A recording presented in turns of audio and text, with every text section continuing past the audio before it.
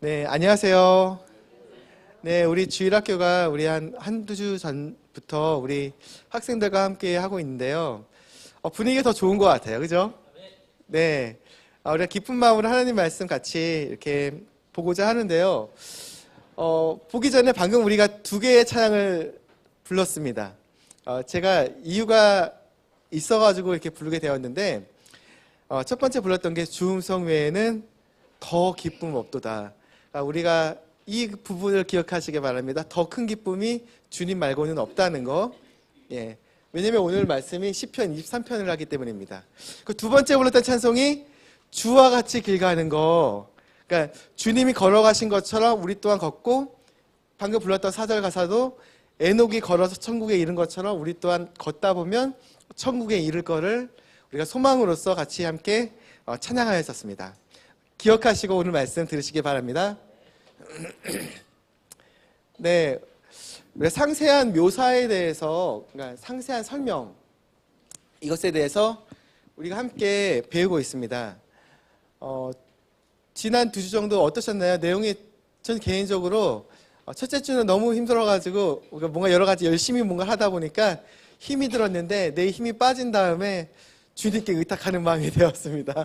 그 다음부터는 마음이 좀 편해지더라고요. 내가 운전대를 맡고 운전하려고 하니 얼마나 힘들던가 생각하게 되었습니다. 우리가 성경의 상세한 묘사, 하나님께서 말씀을 가지고 마치 그림을 보여주듯이 이야기하신다는 겁니다. 단어들로 성경은 되어 있지만 그림이 하나도 없잖아요. 글씨로 되어 있죠.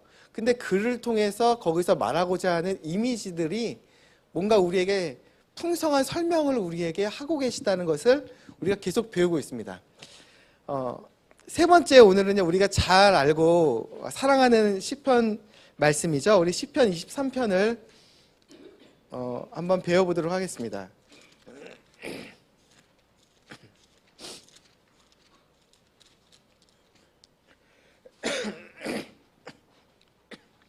시편 23편입니다.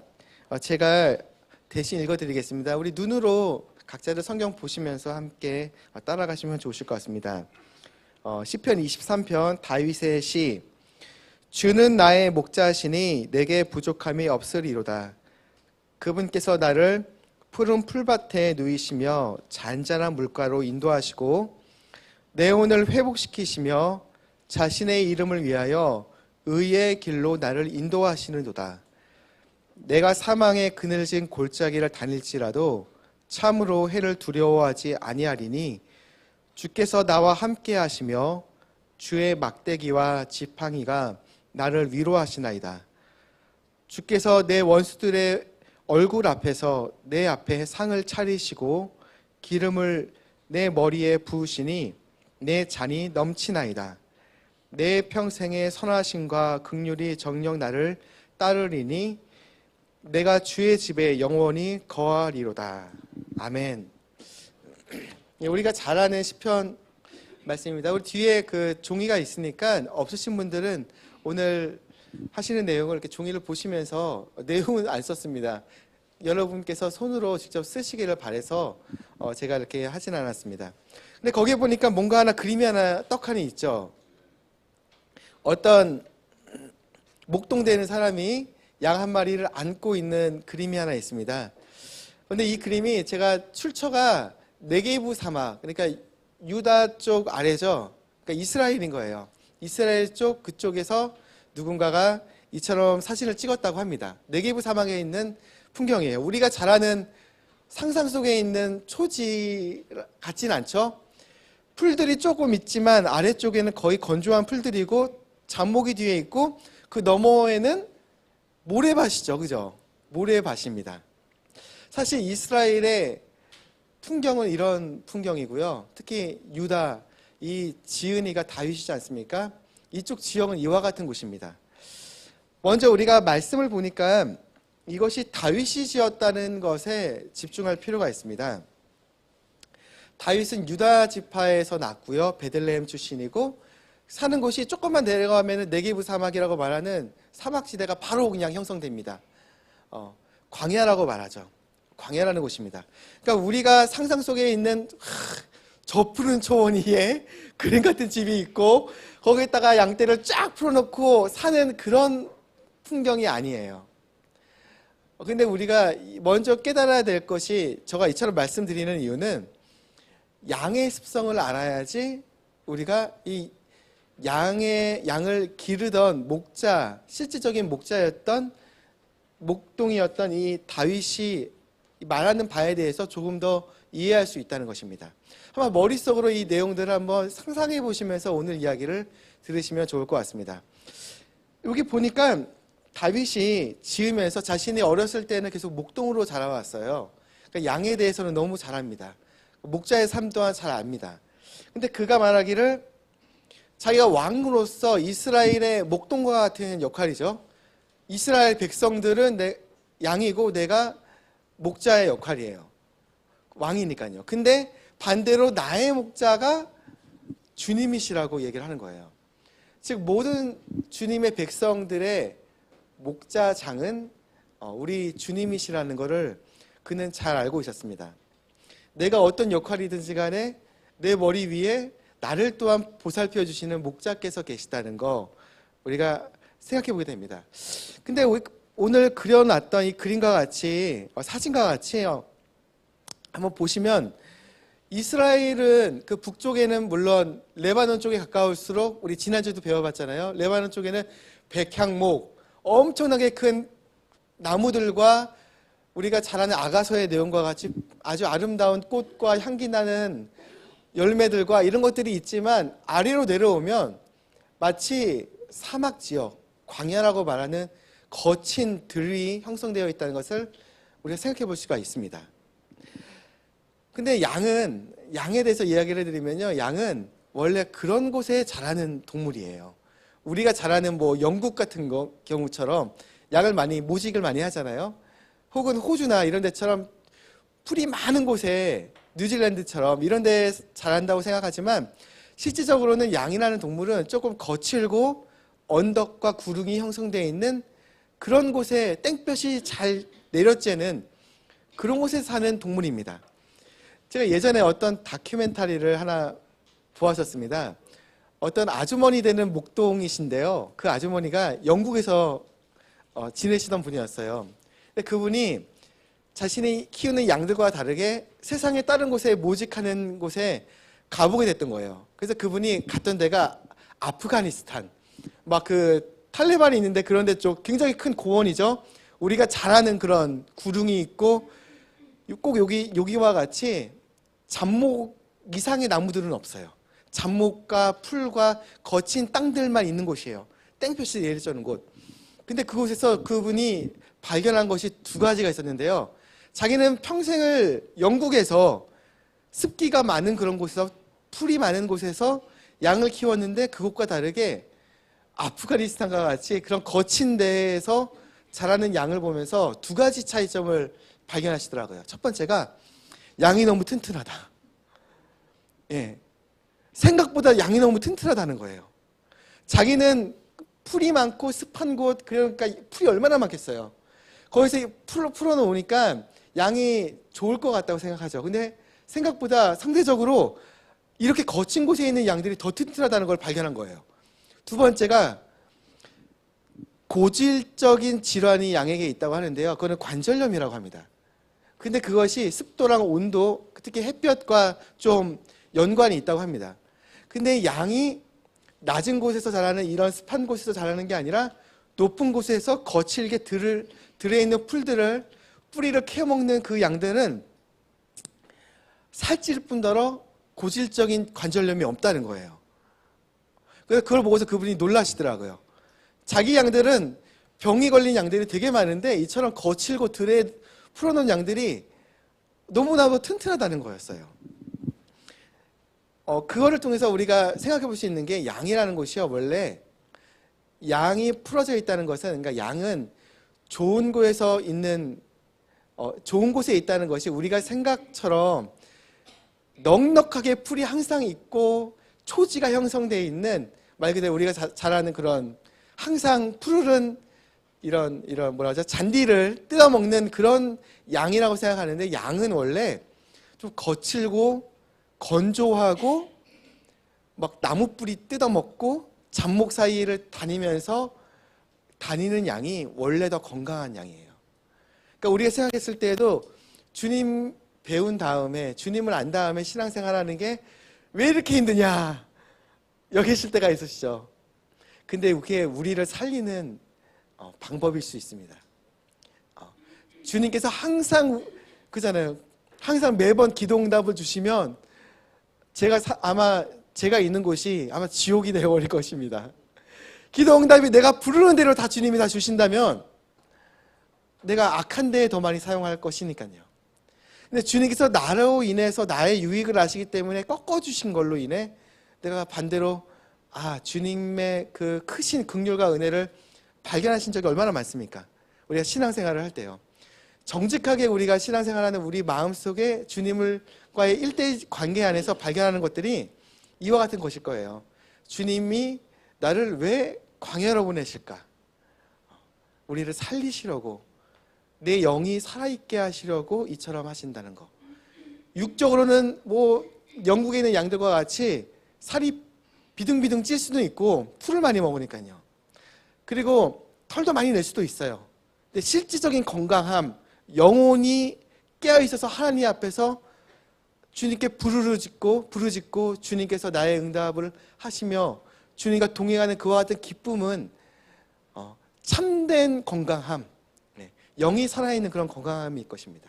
그런 것은 광야에서 그게 형성될 수 있다는 거 우리가 생각해 볼 수가 있습니다. 시편 23편의 이 배경적인 것들을 우리가 한번 머릿속에서 한번 상상해 보았습니다.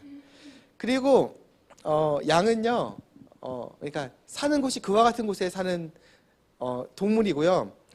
또한 두 번째 특성은 고집이 세다는 것입니다. 양이 고집이 세다는 거예요.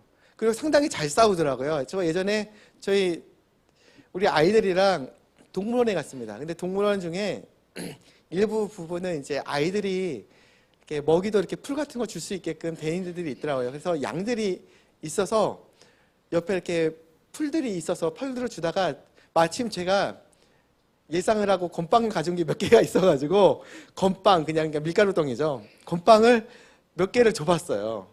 원래 이렇게 주면 되는지는 모르겠습니다. 다른 건 안 되겠죠. 근데 건빵이어가지고 줘봤어요. 근데 한두 개를 주니까 양이 그냥 눈이 확 돌아가지고 건빵을 먹으려고 서로 막 달려드는 거예요. 그러다가 한 놈이 막 먹으니까 옆에 있는 양이 자기가 못 먹잖아요. 옆에 있는 애 옆면을 머리로 딱 박더라고요. 그걸 보고서 얘네 진짜 고집이 세고 서로 싸우는구나. 근데 그것은 약간 우리 모습과도 좀 비슷하지 않나요? 고집이 세다는 것. 주님이 아니다라고 말하는데 주님 그래도 이것 좀 해주시면 안 되나요?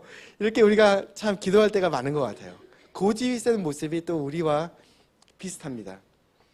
그리고 양은 근시라고 합니다. 매우 근시여서 풀을 찾아 먹는 데 있어서 그 목자의 도움이 참으로 필요한 동물이라고 합니다. 그리고 아까 전에 잠깐 얘기를 했던 그 고집이 세다는 얘기에서 한 가지 좀 이야기를 해드리면, 그 필립 켈러라는 분이 양에 대해서 목자와 양이라는 책을 쓰신 분입니다. 유명한 기독교 고전이기도 한데 계기가 되시면 한번 읽어보시기 바랍니다. 필립 켈러라는 분이 있었습니다. 근데 그분은 원래 뉴질랜드 쪽에서 자라나가지고 뉴질랜드인가 호주인가 그쪽에 자라나셔서 어렸을 때부터 양을 키워봤던 분이에요.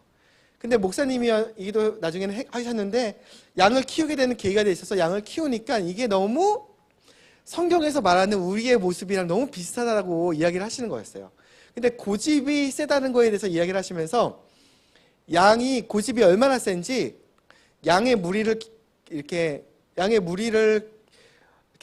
보살필 때 고집이 너무 센 양이 있으면 그 고집이 꺾이질 않고 나쁜 짓을 반복적으로 하게 되면은 어떤 경우에는 말 그대로 죽도록 패가지고 말 그대로 엄청 패가지고 그 양의 고집을 꺾어 놓든지 그렇지도 않게 된다면 양을 죽일 수밖에 없대요. 왜냐? 말씀하시기를요, 양이 예를 들어가지고 담을 자꾸 넘는 버릇이 있어요.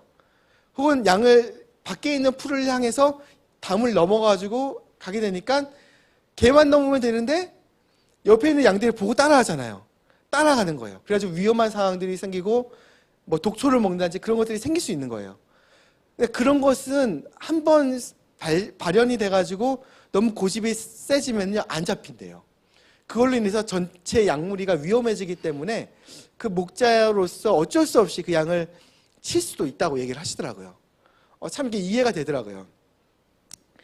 이처럼 근데 이렇게 집단을 형성한다는 거예요. 양은 또한 집단을 형성하게 되는데 실제적인 무리의 주인은 그 양생양이 아니라 일반적인 양들은 이 집단의 주인은 목자라는 거예요.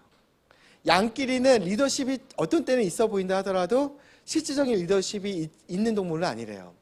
염소 같은 경우는 리더십이 있어요. 고집이 굉장히 있어가지고 누가 그러더라고요. 만약에 전에 그 필립스 형제님한테 크리스 필립스 선교사님이랑 이제 개인적으로 알아서 이야기를 했는데 만약에 그 집이 예전에는 닭을 키웠습니다. 교회 근처에 살았을 때는 미국에서는 닭을 키워봤는데 만약에 다른 데서 키우게 된다면은 양보다는 염소를 키우겠다고 얘기를 하더라고요. 왜냐하면 시골 사람이서 너무 잘 아는 거예요. 염소는 말 그대로 우리가 잘 알다시피 종이 쪼가리를 줘도 종이도 먹어요. 염소는 잘 아시죠? 종이를 줘도 먹고 심지어 옷까지도 막 먹으려고 해요. 염소는요. 다 먹어요. 엄청 강해요. 그리고 딱 줏대가 있는 거예요. 근데 양은 그런 동물이 아니라는 거예요. 양은 굉장히 리더가 필요로 하고요. 쉽게 무리가 따라서 도망다니기도 하지만 위험이 왔을 때 흩어지는 습성도 있다는 겁니다. 제가 기억이 나는 게 어렸을 때 어떤 자연 애니메이션을 동물이 나오는 애니메이션을 봤는데요. 이름도 기억 안 납니다. 근데 내용이 하나 기억나는 게 뉴질랜드인가 호주인가에서 옛날에 사람들이 밤에 그 이리떼 같은 게 와요. 보통 호주나 이쪽에서는 딩고라는 유명한 들개가 있어요. 사람들이 풀었던 개들이 들개가 된 거예요. 그 들개들이 밤에 습격을 하러 이렇게 오는데 양을 먹으려고 오는데 문제가 한 마리를 잡아가는 것도 문제겠지만 더 큰 문제는 딩고 떼가 들어오면 양들이 완전히 정신이 나가버려가지고 다 그냥 흩어져 버린다는 거예요. 막 담을 넘고 막 여러 마리가 막 도망간다는 거예요. 그러니까 양을 지키는 이 목동으로서는 이거를 좀 방지해야 되잖아요. 손실이 너무 크니까요. 그래서 생각했던 게 양이 있는 무리에 염소 한 마리를 밤에 둔대요. 그러면은 우두머리가 염소가 돼버리는 거예요. 그래서 양들이 딩고떼가 오더라도 염소를 자꾸 몰리는 거예요. 염소떼에 막 비비고 들어가가지고 막 몰리는 습성이 있어서 물려가더라도 한 마리만 물려갔다고 합니다. 그런 게 있었다고 합니다. 우리가 이와 같은 것들을 들었는데 이처럼 약간은 좋은 습성이기도 하고 반대로 조금 봤을 때는 좀 안 좋은 습성처럼 보이는 것들이 있습니다. 근데 좋은 것 한 가지가 완전히 좋은 것 한 가지가 있다면 그거는 목자의 음성을 안다는 거예요. 목자의 음성을 안다는 거. 아까 잠깐 이야기를 했던 필립스 선교사님이 친구가 있었다고 하는데요. 그 친구가 이스라엘에 놀러 갔다고 합니다. 근데 들은 이야기를 제가 이야기를 해드리면 그분께서 이스라엘에 놀러 갔는데 아침에 호텔 문을 열었는데 저쪽에 구릉이 하나 있더래요. 구릉이 있는데 언덕처럼 쭉 내려오는 데가 형성되어 있고 오른쪽과 왼쪽에 목자 2명이 양떼를 각기 몰고 이렇게 오더래요. 아침 문을 이렇게 열어가지고 보고 있던 사람 눈앞에서는 어이구 저거 안 되겠는데 생각이 든 거예요. 왜냐? 목자가 2명이 와가지고 서로 이야기를 하는 거예요. 악수를 맞으면서. 한쪽은 양이 이쪽에서 오고 한쪽은 이쪽에서 양이 왔다는 거예요. 근데 목자가 둘이 만났으니까 양떼가 섞여버렸을 거 아니에요. 그죠? 섞였는데 둘이 이야기를 나누면서 둘이 같이 내려왔는데 언덕에서 서로 각기 집으로 가니까 양이 몰렸던 양들이 싹 다시 다시 헤쳐 모여가 되더래요. 오른쪽으로 가는 목동을 향해서 그 목동 따라가는 양들, 왼쪽으로 목동 따라가는 양들, 자기 주인을 향해서 따라가더래요. 그걸 보고서 이 말씀의 그 요한복음에서 말했던 말씀의 의미를 내 양들이 그 목자의 음성을 안다고 했던 내 음성을 안다고 했던 그 말을 완벽하게 이해를 하게 됐대요. 참 우리 또한 주님의 음성을 알지 않습니까? 우리 주님을 따라갈 수가 있다는 거예요. 그분의 말씀이 우리 손 안에 있고 눈앞에 있습니다. 하나님 말씀인 거죠. 누가 이상한 얘기를 교회에서 한다 하더라도 뭐 문선명이 하나님이다 들을 만한 가치가 없죠. 왜냐면은 우리는 주님의 음성을 알기 때문이라는 거죠. 우리 주 예수님의 말씀이 눈앞에 있습니다. 이처럼 음성을 따라간다는 것도 양의 한 가지 모습이기도 합니다. 그 때문에 이와 같은 것들을 생각해 봤을 때 사막 지역에서, 소위 말하는 광야 지역에서 양이 필요한 것이 무엇일까? 무엇일 것 같나요? 한 가지만, 우리가 그럴 때가 있잖아요. 그 무인도에 갈 때 당신이 집에서 한 가지만 가져간다면 무엇을 가져가겠습니까? 이렇게 물어본다면은 여러분 무엇을 가져갈까요? 뭔가 집에 있는 거 뭐 하나 가져와야 되지 고민을 할 텐데, 전에 누군가한테 물어보니까 자기는 자기 남편을 데려가겠다고 어떤 자매님이 이야기하는 게 있었습니다. 남편이 뚝딱뚝딱 너무 잘하시니까 남편만 데려가면 나는 굶어 죽지 않는다. 이렇게 말하는 자매님이 있었습니다. 동일합니다. 우리의 신랑 되어주시고 목자이신 주님이 함께 하신다면 모든 필요를 공급해 줄 수 있다는 거예요. 우리가 양과 같이 연약한 존재이기 때문에요. 이 부분을 우리가 한번 생각해 봤는데, 이제 다시 한번 본문에 들어가서 그러면 이 내용을 한번 같이 한번 살펴보게 되면, 처음 보게 되는 내용 중에 영어에는 이렇게 나옵니다. The Lord is my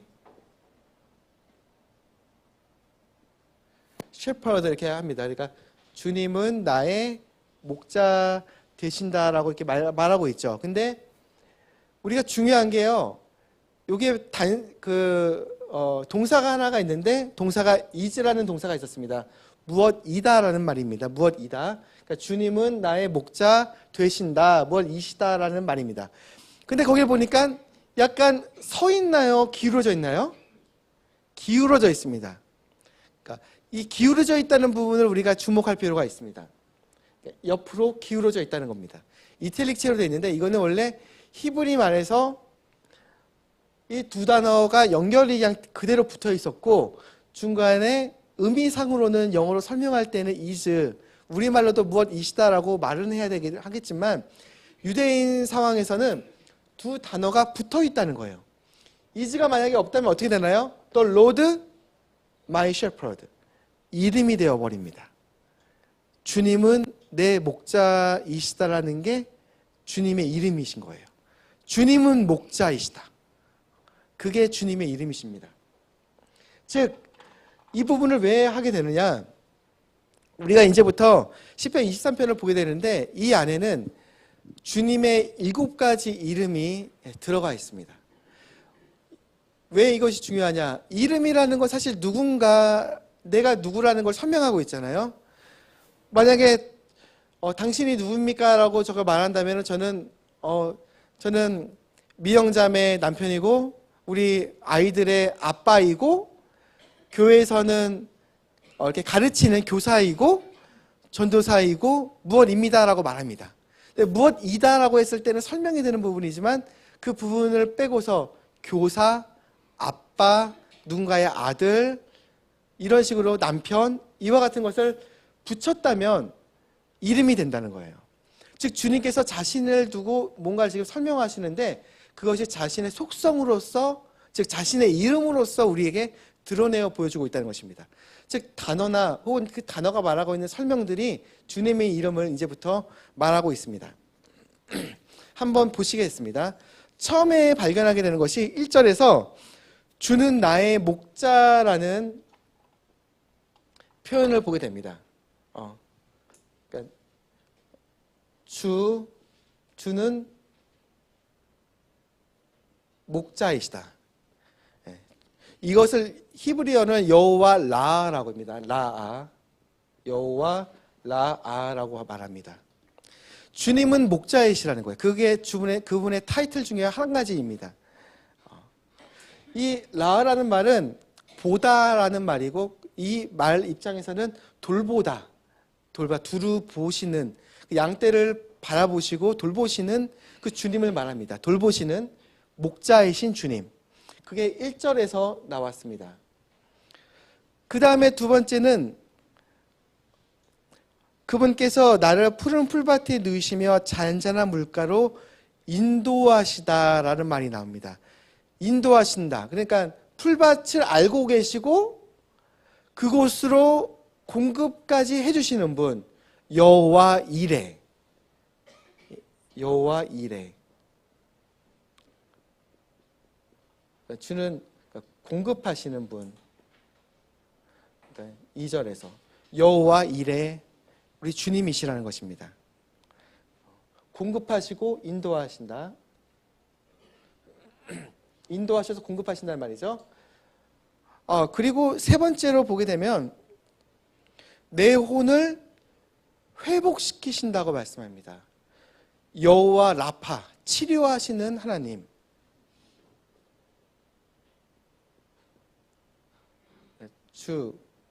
회복하신 거, 치료자.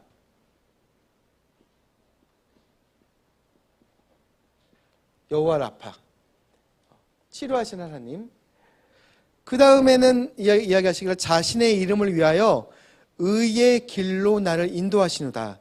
의가 나오고 의로운 곳으로 인도하시는 분, 즉 우리의 의로움이 되신다. 여호와 제크누.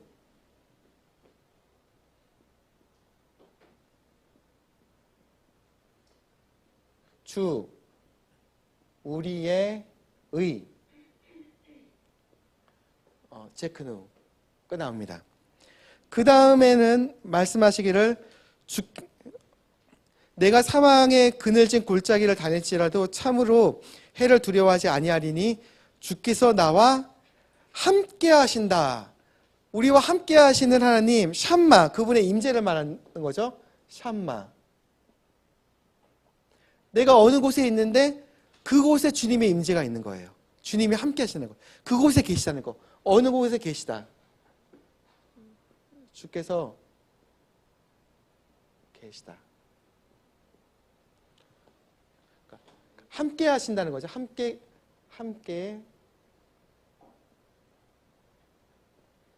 계시다. 그 다음에는 함께 하시며 주의 지팡이와 막대기가 나를 위로하시나이다. 주께서 내 원수들의 얼굴 앞에서 내 앞에 상을 차리시고 기름을 내 머리에 부으시니 내 잔이 넘치나이다. 승리를 주시는 하나님, 원수들 앞에서 승리를 쟁취해서 우리 앞에서 상을 베푸신대요. 주, 우리의 승리 되어 주신다.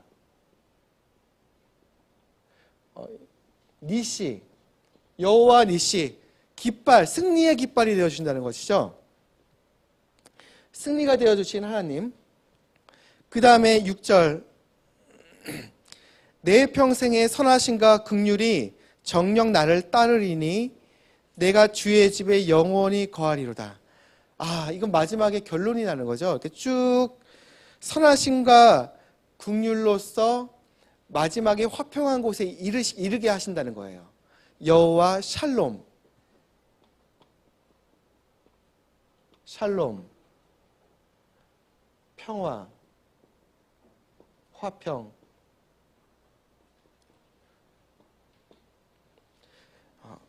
이와 같은 것을 보게 되니까 주님의 7가지 이름이 하나, 둘, 셋, 넷, 다섯, 여섯, 7가지 이름이 나와 있다는 것입니다.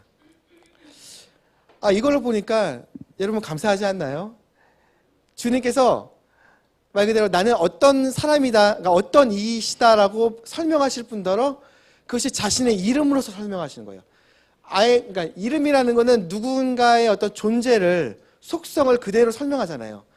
이름이, 제가 어디를 가더라도 정엽이라고 누가 부른다면은 제 이름이 저를 따라다녀요. 누군가 정엽이는 어떠한 사람이다라고 말한다면은 그게 저의 속성이에요. 주님께서 자신을 드러내어 설명하실 분들은 그것이 이름으로, 자신으로서 아예 결합되어 이야기를 하시는 거예요.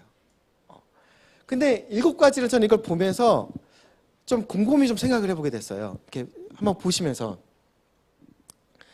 처음에 이런 생각이 들더라고요. 마지막에 주님은 평화, 샬롬이라고 이야기가 떨어지는 걸 보고 마지막에 또 거하리로다로 끝나니까 마지막에 우리가 주님과 함께 거하지 않겠습니까? 예, 주님과 함께 믿으시죠, 여러분? 예, 고개를 못하시고 끄덕이지 못하시고 저게 무슨 얘기인가 하시면 안 됩니다. 예, 우리가 구원받은 사람들은 주님과 함께 거할 것입니다. 근데 그걸 생각해 보게 되니까 이런 생각이 들더라고요. 이게 7가지라는 것과 마지막에 우리가 주님 앞에 설 장막절과 같이 함께 있는 걸 생각해 보니까 이게 우리가 이전에 배웠던 7대 절기랑 맞다는 생각이 들더라고요. 7대 절기랑. 그러니까 우리가 기억이 나시나요? 유대인의 7대 절기 딱 나오셔야 되죠? 저희 배웠었는데 구속사 할 때 유무초오 나속장 함께 한번 해보시죠. 유무초오 나속장 다시 한번 유무초오 나속장. 자, 유월절, 무교절, 유무초, 초실절, 오순절, 나팔절, 대속죄일,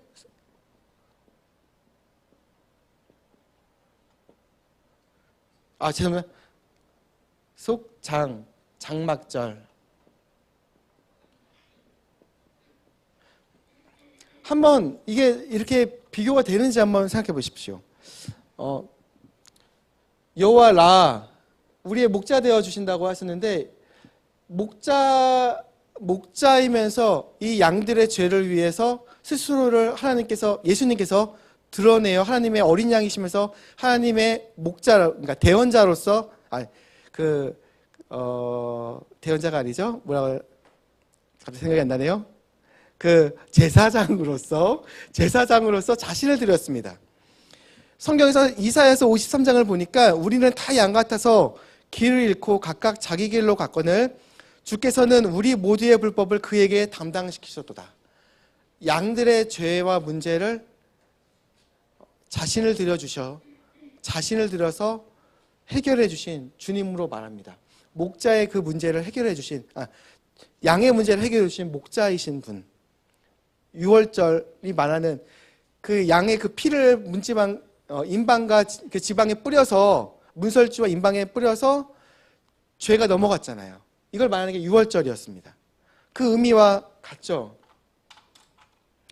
그리고 이거는 그리스도의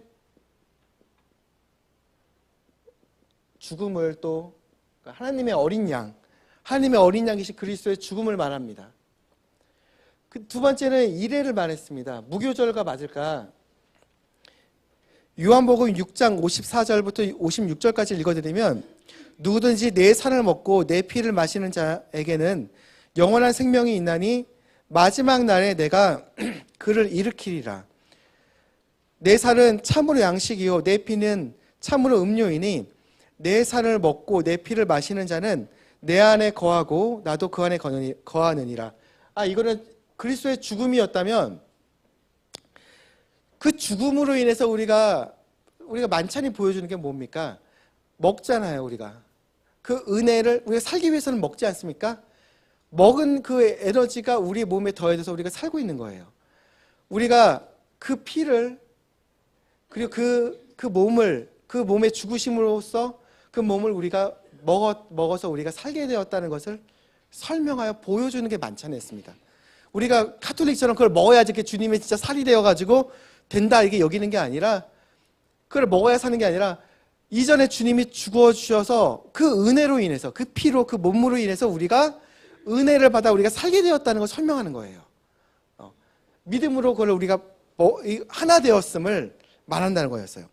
즉 그분이 죽으신 몸이 땅에 묻혀서 하늘의 밀알과 같이 하늘의 밀알이 땅에 떨어져서 그냥 있으면 그냥 있지만 죽으면 많은 열매를 맺는다. 우리가 또한 주님의 밀알과 같이 하나의 빵덩이에 교회에 더해지게 된 거예요. 하나됨. 그래서 무엇이 말하느냐? 어떻게 보면 장사됨, 땅에 떨어진 그 밀알, 그분의 죽음으로 인해 열매를 맺은 것, 그것을 우리로서 또 설명을 해줄 수가 있습니다. 무교절이라는 게 이 누룩이 들어가지 아니한 빵을 먹는 거잖아요. 그 은혜를 먹는 거 생각해 볼 수가 있고요. 세 번째는 여호와 라파, 치료하신 하나님. 초실절이라는 게 첫 열매를 드렸다는 거였잖아요. 초실, 첫 번째 열매를 주님께 감사로 드렸다는 거예요. 고린도전서 15장 43절은 말하기를요, 부활에 대해서 설명하기를요, 수치 가운데 뿌려지고 영광 가운데 일으켜지며 뇌약함 가운데 뿌려지고 권능 가운데 일으켜지며. 우리는 이전에 죄인의 모습, 죄인으로서 그 무기력으로 인해 죽을 수밖에 없는 거예요. 그러니까 말 그대로 병자는 무기력으로 인해서 결국 죽잖아요. 그건 마치 우리 그 나병 환자가 잘 보여주죠. 우리 또한 죄의 종으로서 무기력하게 죽을 수밖에 없는 사망에 떨어질 수밖에 없는 존재였습니다. 근데 주님께서 의로운 첫 열매로서 첫 열매가 되어서 부활해 주셨기에, 그러니까 의로운 첫 열매가 되셨기 때문에 우리 또한 의로운 자로서 칭의, 의롭다함을 받게 되었어요. 이거는 부활, 주님의 부활의 의미를 설명하는 거예요. 그분이 첫 열매로 부활하셨기 때문에 우리에게도 소망이 있습니다. 그 다음에 오순절이 맞을까? 체크누. 물론 의로 인해서, 그러면 의로 인해서 의가 무엇을 위한 것이냐? 의롭게 되자마자 주님께서 바로 천국으로 인도하시나요? 예. 그러면 좋으련만 그렇지 않고 우리가 이처럼 걸어다니며 살고 있습니다. 우리가 침례를 받을 때 들었던 이 말씀 중에 하나가 이 말씀입니다. 로마서 6장 4절 말씀. 그러므로 우리가 죽음 안으로 침례를 받아 그분과 함께 묻혔나니 이것은 그리스도께서 아버지의 영광을 힘입어 죽은 자들로부터 일으켜진 것 같이 우리도 생명의 새로움 속에서 걷게 하려 하심이라. 예수님께서 죽으시고 장사되시고 부활하신 다음에 40일 정도 가량을 제자들과 함께 거니셨습니다. 가르치셨습니다. 이것은 우리가 천국에 이르기 전에 이처럼 믿음의 삶의 여정이 놓여져 있다는 것을 몸소 보여주셨다는 거예요. 새로운 게 아닙니다. 왜냐하면 성경도 이처럼 말하기를요, 우리가 그분의 죽으심에 더해지고 묻혔다가 의롭게 생명의 새로움 안에서 일으켜진 게 무엇을 위해서요? 걷게 하려 하심이라. 의의 길로 나를 인도하신다고 말씀하셨어요. 의의 길로 걷게 하시려고. 아까 말했죠. 3절에서 말하기를 의의 길로 나를 인도하신다. 그 길의 목적은 걷기 위한 게 아닙니까? 그러니까 40일간 그 거니신 것, 그 삶을 말하고 또 우리의 믿음의 삶, 지금 이처럼 살고 있는 우리의 삶을 또한 말합니다. 그 다음은 주님께서 여호와 샴마, 우리와 함께 계시다. 이것이 나팔절과 맞을까? 여기까지는 주님의 초림이었고 여기부터는 주님의 재림이지 않습니까? 나팔 불 때 나의 이름, 나팔 불 때 나의 이름, 나팔 불 때 나의 이름, 부를 때에 잔치 참여하겠네. 곧 나팔 소리가 울릴 것이고 그때 우리는 주님과 함께 있을 것입니다. 주님이 임재로 드러내 보여주실 것입니다. 자신이 이 땅에 드러나 보이실 것이고 우리가 그분과 함께 있을 것입니다. 여호와 샴마, 함께 하시는 하나님. 이건 재림. 그 다음엔 니시라는 부분으로 이어집니다. 대속제일. 사실 대속제일이라는 것은 한 해의 그 결정과 같은 거예요. 정점인 거예요.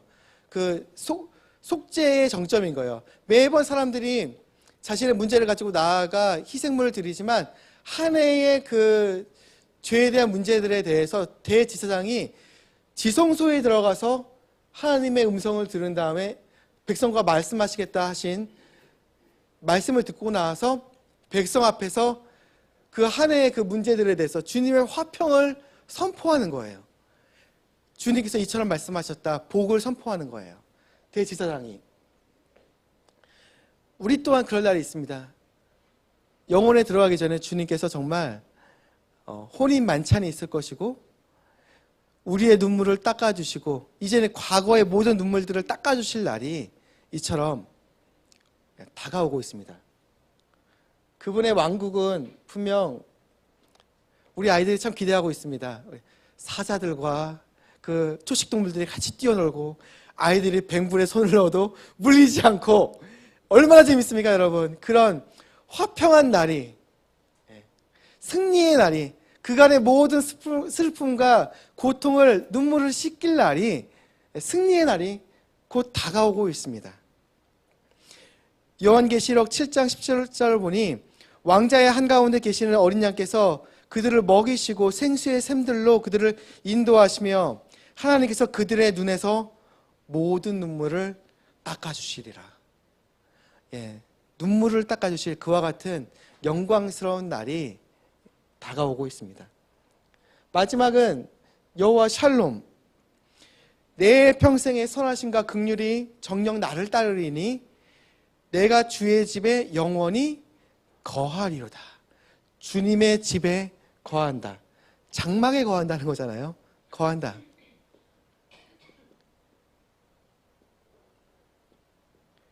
영원 안에 주님과 함께 살 날이 곧 다가오고 있습니다. 요한계시록 21장 3절은 이처럼 말합니다. 내가 하늘에서 나는 큰 음성을 들으니 이르되 보라, 하나님의 성막이 사람들과 함께 있고 그분께서 그들과 함께 거하시리라. 그들은 그분의 백성이 되고 하나님께서는 친히 그들과 함께 계셔서 그들의 하나님이 되시리라. 주님이 우리의 하나님이 되어주시고 우리가 그분의 백성, 그분의 자녀가 되어서 그분과 영원히 함께 지낼 날이 곧 우리에게 다가오고 있습니다. 저 이것을 볼 때 이것이 처음에 이것은 다윗의 경험이었어요. 그죠? 시편에서 23편에서는요. 다윗의 경험이었는데 그것이 유대인의 7대 절기와 동일한 스케줄로 떨어지고요. 그것이 예수님께서 그와 같이 사셨었고 그와 같이 다시 오실 것이며 또한 그것이 우리의 삶의 어떤 경로를 잘 보여주시고 있다는 것입니다. 우리는 예수님을 믿었을 때 믿음으로 주님이 죽었을 때 나 또한 죽었다고 믿고 장사되었다 말하며 부활한 존재로서 부활신앙을 가지고 살고 있습니다. 40일 동안 주님이 거니셨던 것처럼 이 또한 우리가 사는 여정 가운데 주님께서 명령하신 것들을 행하고 지키며 사는 날들이 놓여져 있습니다. 그리고 주님이 다시 오실 날이 곧 다가오고 있고 그 날에 주님과 함께 할 것이며 주님이 나를 이끄실 것이기 때문이죠. 그리고 그분의 왕국에 들어가 우리의 모든 눈물을 수고에 대해서 씻겨주시고 칭찬하실 그 날이 다가옵니다. 그리고 영원히 주님과 함께 살 것입니다. 너무 감사한 것 같아요. 우리가 함께 참 이런 신앙을 가지고 살았으면 좋겠습니다. 이것이 거짓이 아니요 진실이고 이처럼 모든 게 다 떨어질 수가 없다는 거예요. 하나님 말씀은 분명 말씀대로 모든 것들이 이루어져 왔으며 또한 말씀대로 모든 것이 이루어질 것입니다. 우리 함께 기도하고 마치겠습니다.